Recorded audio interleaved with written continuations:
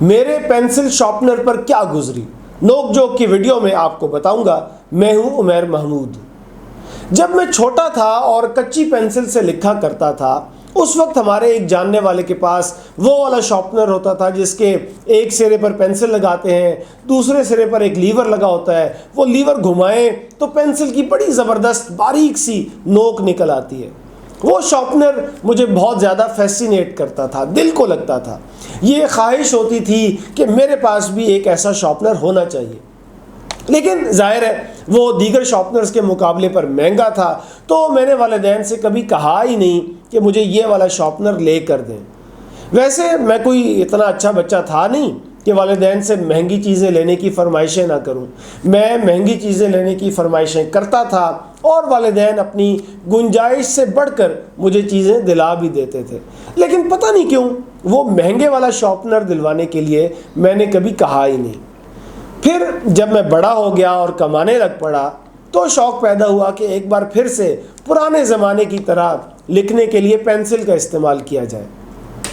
اب میں خود کماتا تھا اور جیسا شارپنر مجھے بچپن سے پسند تھا ویسا شارپنر میں خود خرید بھی سکتا تھا، لیکن پھر میں نے سوچا کہ پینسل ہی تو گھڑنی ہے نا، تو یہ 10 روپے والا شارپنر بھی گھڑ رہا ہے اور وہ سینکڑوں روپے والا شارپنر بھی پینسل ہی گھڑے گا، تو کیا فائدہ اضافی پیسے خرچ کرنے کا۔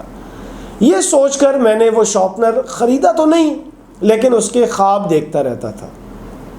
آخر ایک دن میں نے خود سے کہا کہ یار ایک چیز ہے جسے تم بچپن سے حاصل کرنا چاہ رہے ہو، ہاں وہ نسبتاً مہنگی ہے۔ عام شارپنر اگر 10 روپے میں آتا ہے تو اس کی قیمت 300 350 روپے تک ہے، اور 10 روپے کے مقابلے میں 350 روپے خرچ کرنا، جبکہ 10 روپے والی چیز بھی وہی کام کر رہی ہے جو 350 روپے والی چیز کرے گی، تو ایک حساب سے شاید یہ خریداری فضول خرچی ہی کہلائے، لیکن ایک آدھ بار یہ فضول خرچی کر ہی لیتے ہیں، کیا حرج ہے۔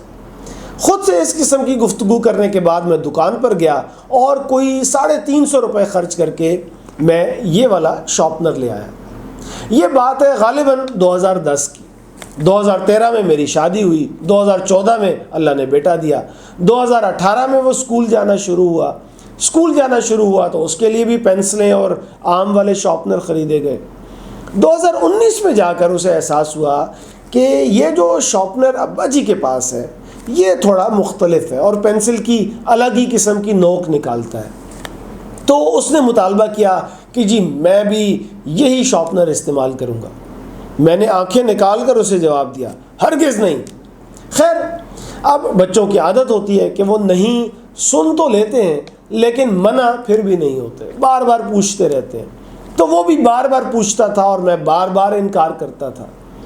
پھر ایک دن میرا دل تھوڑا نرم پڑا تو میں نے اس کے لیے گنجائش نکالی کہ تم اپنی پینسل میرے پاس لے کر آیا کرو، میں تمہیں گھڑ دیا کروں گا، لیکن اپنے شارپنر کو ہاتھ نہیں لگانے دوں گا۔